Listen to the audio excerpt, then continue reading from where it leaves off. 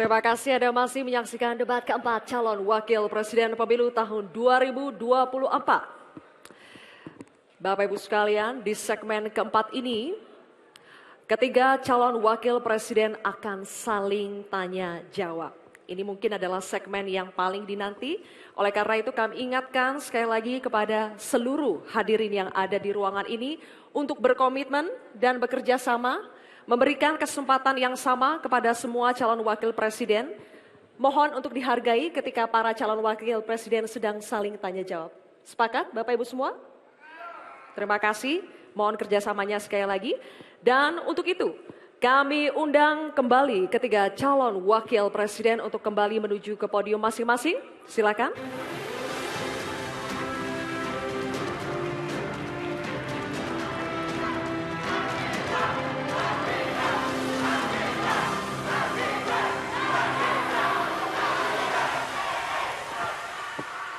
Baik, Bapak-bapak, Cukup. ini adalah segmen tanya jawab.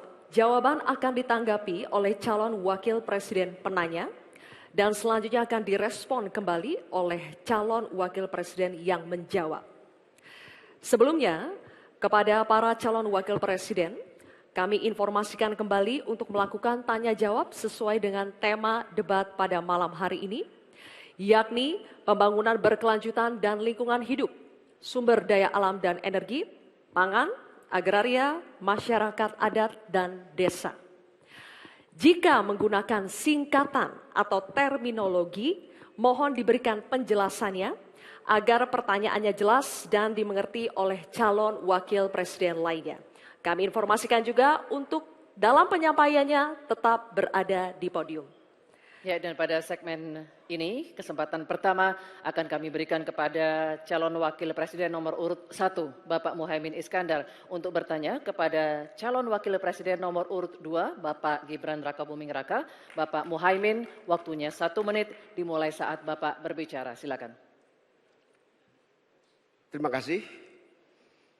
Pak Gibran, Indonesia ini terdiri dari berbagai bioregional, di mana kita harus betul-betul mengerti agar pembangunan kita tepat sasaran dan bisa tumbuh dengan baik. Pertanyaannya, bagaimana strategi Anda melaksanakan pembangunan berbasis bioregional itu agar keadilan iklim terjaga, keadilan sosial terwujud, keadilan ekologi terlaksana dengan baik, keadilan antar generasi juga terwujud, sekaligus keadilan sosial. Mohon dijelaskan. Waktunya masih ada 17 menit. Apakah akan dipergunakan? 17 detik. 17 detik maksud kami? Cukup. Cukup Pak Muhaimin, baik. Kini kami persilakan calon wakil presiden nomor urut 2 Bapak Gibran Rakabuming Raka untuk menjawab. Waktunya 2 menit dimulai saat Bapak berbicara. Silakan. Gus Muhaimin ini lucu ya. Menanyakan masalah lingkungan hidup, tapi itu kok pakai botol-botol plastik itu. Padahal saya, Pak Ganjar, Prof. Mahfud pakai botol kaca. Itu gimana itu komitmennya? Botol plastik semua itu. Tapi nggak apa-apa, kita kembali lagi ke topik ya. Intinya di sini kita sudah berkomitmen untuk yang namanya pembangunan tidak boleh lagi Jawa sentris. Harus mulai Indonesia sentris. Kemarin Gus Muhaimin menolak IKN, tidak apa-apa, akan kita lanjutkan dan akan kita perkuat IKN itu. Sekali lagi, yang namanya pembangunan yang masif harus memperhatikan aspek lingkungan, sosial, dan keberlanjutannya. Kita pastikan mencari titik tengah, sekali lagi, titik tengah, titik keseimbangan. Membangun hilirisasi industri, tapi harus memperhatikan lingkungan hidup. Menggenjot produktivitas para petani, sektor maritim, tapi juga harus menjaga keseimbangan alam. Pastikan sekali lagi AMDAL, analisa lingkungan, sustainability report bisa tersajikan dengan baik dan pastikan menggandeng pengusaha-pengusaha lokal, UMKM lokal. Jadi tidak besar sendiri tapi ikut membesarkan yang lain. Intinya adalah anggaran ini dipakai untuk kesejahteraan rakyat, pemerataan pembangunan itu penting. Dan sekali lagi, pembangunan yang masif harus memperhatikan sisi-sisi lingkungan hidup. Karena sekali lagi, yang namanya bencana kekeringan, banjir, kenaikan air laut, ini ancamannya sudah ada di depan mata. Dan ini adalah ancaman yang sangat nyata. Terima kasih. Baik, ini kami persilakan. Nanti ada waktunya. Nanti ada waktunya. Cukup. Cukup. Kami persilakan calon wakil presiden nomor urut 1 Bapak Muhaimin Iskandar untuk menanggapi. Waktunya 1 menit Bapak di saat berbicara akan dimulai. Silakan. Pertanyaan saya tidak terjawab sama sekali. Karena di undang-undang kita juga dinyatakan bahwa potensi bioregional kita itu adalah bahwa wilayah nasional kita itu bukan terbagi bukan saja sekedar karena politik dan administrasi, tetapi ekosistem lingkungannya ada, sekaligus juga komunitas masyarakat yang tumbuh juga menjadi pertimbangan. Sehingga Papua misalnya, jangan pernah salah dalam membangun Papua. Papua harus berbasis pemerataan dan keadilan yang sempurna. Maluku misalnya, dengan kekuatan maritimnya, Maluku menjadi bioregional untuk pengembangan ekonomi kelautan dan perikanan. Jawa misalnya, keberlanjutan pembangunan yang menumbuhkan potensi ekonomi secara pertumbuhan. Baik, waktunya habis Pak Muhaimin. Kami persilakan calon wakil presiden nomor urut 2 Bapak Gibran Rakabuming Raka untuk merespon tanggapan dari Bapak Muhaimin Iskandar. Waktunya 1 menit. Kami persilakan. Loh, katanya tidak menjawab pertanyaan, tapi Gus Muhaimin malah ngomongin pemerataan pembangunan. Itu kan tadi yang saya omongin, Gus. Pemerataan pembangunan yang tidak lagi Jawa sentris, harus Indonesia sentris. Pembangunan IKN sebagai simbol transformasi pembangunan Indonesia, Papua, dan lain-lain. Itu kan tadi udah saya jawab. Intinya sekali lagi, pembangunan tidak boleh lagi Jawa sentris, harus lebih memperhatikan masyarakat terutama yang ada di luar Jawa, biar bisa merasakan akses konektivitas yang lebih baik lagi, menurunkan inflasi, menurunkan Gini rasio, meningkatkan peluang kerja, menumbuhkan titik pertumbuhan ekonomi baru. Itu tadi kan udah saya jawab, Gus. Mungkin Gus Muhaimin juga tidak paham dengan pertanyaan yang diberikan ke saya. Mungkin itu kan dapat contekan itu dari Pak Tom Lembong mungkin ya. Terima kasih. Masih ada waktu, Pak Gibran, cukup? Tenang. Tenang. Cukup. Bisa kami minta kerjasamanya? Baik, baru saja kita simak bersama. Calon wakil presiden nomor urut 1 dan 2 saling bertanya jawab. Selanjutnya, calon wakil presiden nomor urut 2 Bapak Gibran Rakabuming Raka bertanya ke calon wakil presiden nomor urut 3 Bapak Mahfud MD. Bapak Gibran, waktu Anda 1 menit dimulai saat Bapak berbicara. Silakan. Bagaimana cara mengatasi greenflation? Terima kasih. Masih ada waktu, Bapak Gibran. Aturan istilah. Kami sampaikan kembali terminologi atau singkatan, mohon untuk dijelaskan. Enggak, tunggu. Silakan dilanjutkan. Masih ada waktu. Ini tadi tidak saya jelaskan karena kan beliau kan seorang profesor. Sesuai dengan Oke, greenflation adalah inflasi hijau. Sesimpel itu. Waktunya masih ada, Bapak Gibran, cukup? Kami persilakan kepada calon wakil presiden nomor urut 3 Bapak Mahfud MD untuk menjawab. Waktu Bapak 2 menit, silakan.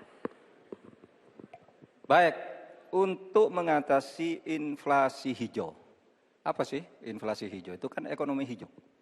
Ekonomi hijau itu adalah ekonomi sirkuler, ya, di mana sebuah proses pemanfaatan produk ekonomi, pangan misalnya, atau produksi apapun, diproduksi, kemudian dimanfaatkan, di recycle, bukan dibuat. Jadi bukan barang itu lalu dibiarkan mengganggu ekologi. Nah, Saya punya cerita. Kalau bicara soal recycle seperti ekonomi hijau, saya merasa berbangga sebagai orang Madura. Karena orang Madura itu yang pertama dulu mempelopori ekonomi hijau, ekonomi sirkuler. Di mana orang Madura itu tuh yang memunguti sampah-sampah, menguti plastik-plastik lalu diolah. Sehingga sebenarnya ekonomi sirkuler itu sudah menjadi kesadaran masyarakat. Nah oleh sebab itu kalau untuk mengatasi inflasi itu tentu yang paling gampang kan kebijakan-kebijakan. Diatur saja jatahnya. Di sini kan harus ada data. Kecenderungannya di sini begini, kebijakannya harus begini. Kecenderungannya di sini begini, kebijakannya harus begini. Nah itulah yang kita pahami tentang ekonomi hijau, ya, inflasi hijau dan sebagainya dan sebagainya. Nah, saudara, banyak hal yang harus kita lakukan. Karena misalnya ya, ukuran kemajuan ekonomi kita selalu diukur dari sekitar 5 hal. Misalnya pertumbuhan, kemiskinan, ketimpangan, dan 2 lainnya. Tetapi ada 1 yang harus ditambahkan, yaitu emisi. Baik Pak Mahfud, waktu Anda habis. Terima kasih. Selanjutnya, kami persilakan kepada calon wakil presiden nomor urut 2, Bapak Gibran Rakabuming Raka untuk menanggapi. Waktu Anda 1 menit, silakan.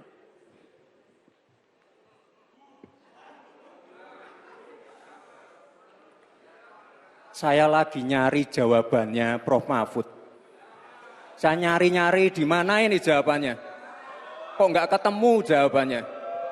Saya tanya masalah inflasi hijau kok malah menjelaskan ekonomi hijau.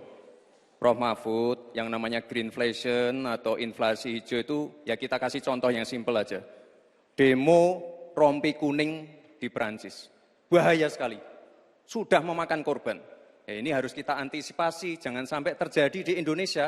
Kita belajar dari negara maju. Negara maju aja masih ada tantangan-tantangannya. Intinya transisi menuju energi hijau itu harus super hati-hati. Jangan sampai malah membebankan R&D yang mahal, proses transisi yang mahal ini kepada masyarakat, pada rakyat kecil. Itu maksud saya inflasi hijau, Prof. Mahfud. Terima kasih. Masih ada waktu Pak Gibran? Cukup? Baik. Terima kasih. Kita lanjutkan dulu. Nanti akan ada waktunya untuk memberikan support. Kita lanjutkan dulu Bapak Ibu. Terima kasih. Kita teruskan ya. Kami persilakan calon wakil presiden nomor urut 3, Bapak Mahfud MD untuk merespon tanggapan dari Bapak Gibran Rakabuming Raka. Waktu Bapak 1 menit dimulai ketika Bapak berbicara. Silakan. Saya juga ingin mencari itu jawabannya ngawur juga itu. Gila ini. Ngarang-ngarang ndak karuan mengkaitkan dengan sesuatu yang tidak ada, gitu ya. Begini loh, kalau akademis itu gampangnya kalau bertanya yang kayak gitu-gitu tuh recehan, gitu. Recehan. Oleh sebab itu tidak layak dijawab menurut saya. Dan oleh sebab itu saya kembalikan saja ke moderator. Ini tidak layak dijawab pertanyaan kayak gini. Tidak ada ini jawabannya. Terima kasih. Cukup buat Pak Mahfud? Masih ada waktu Bapak? Saya kembalikan. Cukup ya? Baik. Saya kembalikan. Tidak ada gunanya menjawab. Ya. Baik. Bapak Ibu, demikianlah tadi interaksi saling tanya jawab antara calon wakil presiden nomor urut 2 dengan calon wakil presiden nomor urut 3. Terima kasih. Baik, Bapak Ibu, kita lanjutkan ya sesinya. Kita selesaikan dulu. Kali ini giliran calon wakil presiden nomor urut 3 dan nomor urut 1 untuk saling bertanya jawab. Diawali dengan calon wakil presiden nomor urut 3, Bapak Mahfud MD. Untuk bertanya kepada cawapres nomor urut 1, Bapak Muhaimin Iskandar.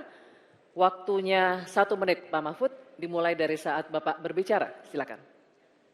Ya, Pak Muhaimin, calon wakil presiden yang terhormat. Pada tahun 2014 kita berada di posisi yang berbeda. Saya menjadi ketua timnya Pak Prabowo, Pak Muhaimin di timnya Pak Jokowi waktu itu.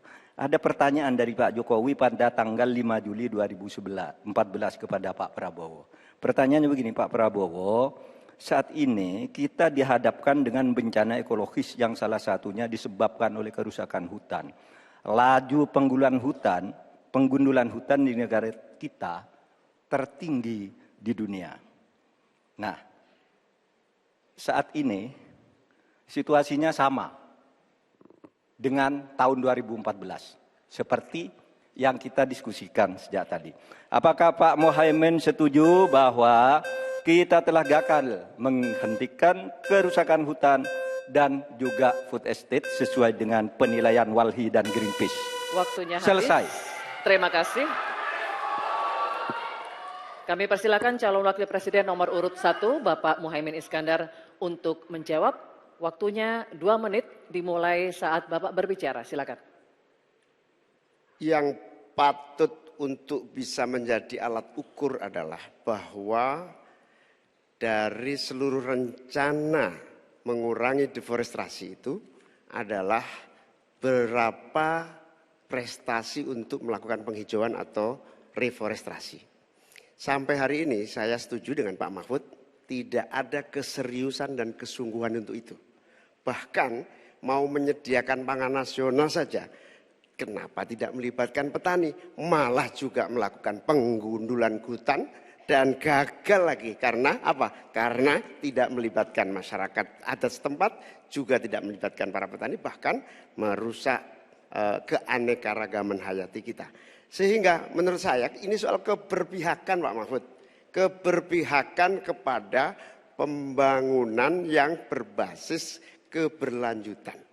Di mana kita tidak akan main-main dengan soal ini. Ini soal nasib generasi. Prinsipnya satu, keadilan.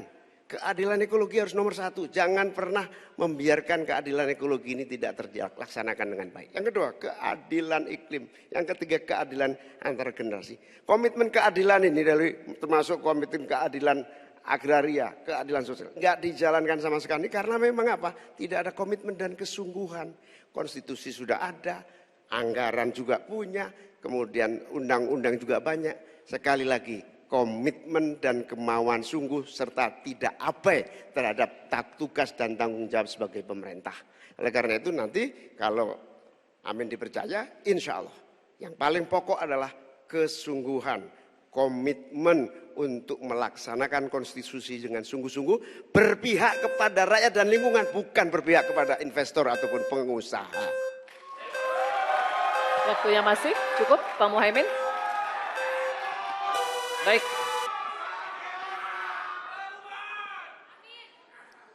Kini kami persilakan Cawapres nomor urut 3 Bapak Mahfud MD untuk menanggapi, waktunya 1 menit.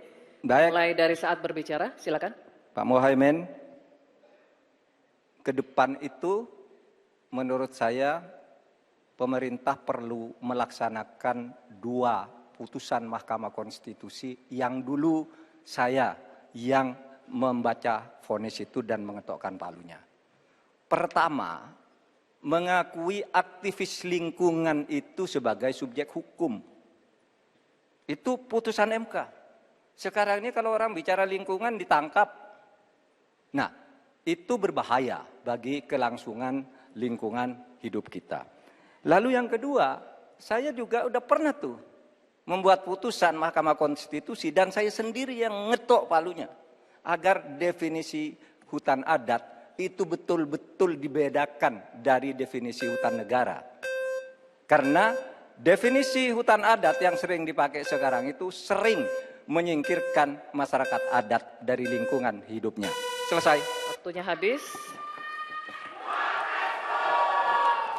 Kami persilakan kembali Cawapres nomor urut 1 Bapak Muhaimin Iskandar untuk merespon tanggapan dari Pak Mahfud MD tadi. Waktunya 1 menit dimulai dari saat Bapak berbicara. Silakan.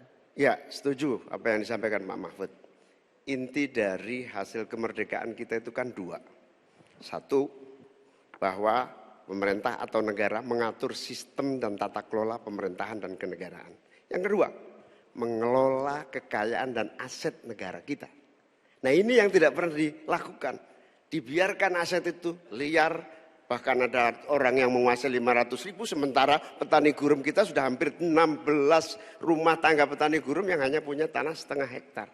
Itu dari segi soal pertanahan. Nah apalagi jasa para pemangku adat, masyarakat adat yang memiliki banyak jasa sejak sebelum kemerdekaan hingga hari ini menjaga hutan, menjaga lingkungan kita, tetapi tidak pernah diajak dialog.